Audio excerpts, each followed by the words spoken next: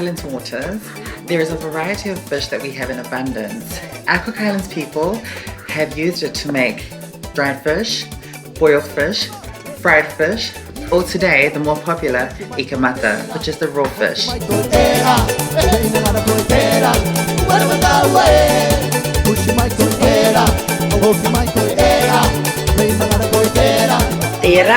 Te tatawa ang o maani te kamat. Oi me koe te kanura te tope me koe tipupu koe. Just any kind of fish, Mum? Tuke o ki teka. Po te e kawai. Te iki anga na au. Ta au I kakaina. Okay. Tipupu koe ta au I kai oti. Iro te tai wai. Kawe me koe te miti. Ruru koe ta miti. Okay. Ta miti koe. Tuku koe kiro te fridge. Me te rare ta inga oru minutes. Okay. So we dice up our fish, add a bit of water and some salt. And I'll put in the fridge. Okay. Thank you, Mata Maine. Okay. Te me. Maine ka tupupu ki tau tai onion. Tipupu koe ki kare koe te ngongo o ngai maine.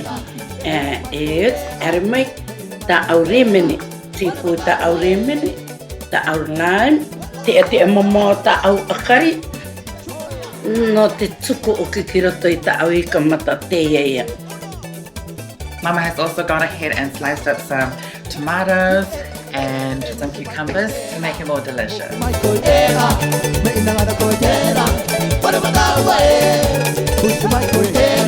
Me takitika maine. That's beautiful.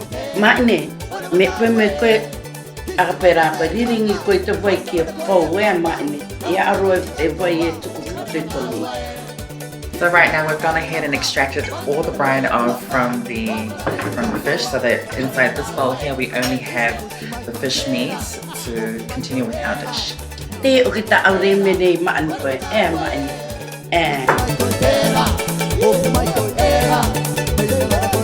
So our lemon juice has been added into our fish so that it can blanch the fish, cancel any bacteria that's inside there. And as you can see now, the color's changing from that really deep pink to a nice whitish pinkish color. Maine, te tai, te ka o ke e hukana e tona po te ka kia ere ki po o.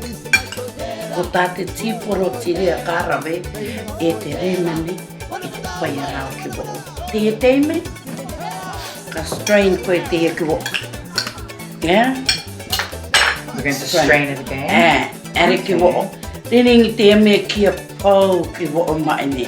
Maine kia pau ki po. We pour all the lime juice so it's completely gone, there's nothing left inside the dish. Why do we pour the juices out from the lemon? No te mea ko te uka o ki o teka, ti roto o ki te ia vai. So we've completely extracted the lemon juices from our raw fish bowl, and now we only have the raw fish meats inside. So now we're putting in the love, what Mama calls the love, into our raw fish dish, which includes our tomatoes, our onions, our cucumbers, all into the one dish, and then now we're going to just mix it around. It looks beautiful and colorful, and I bet it tastes just as good.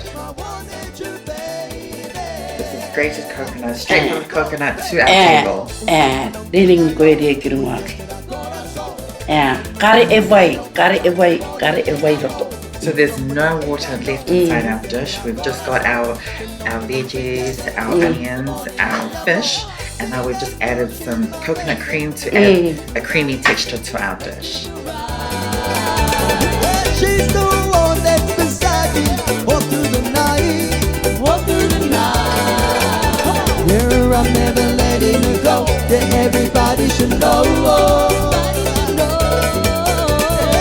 She's my lady, my one and true baby.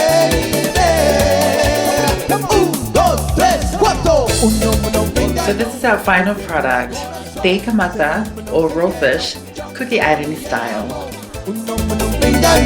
Muy desde el corazón, fenómeno se quiero, jump the money y el amor. No, no, venga, no, que muy desde el corazón.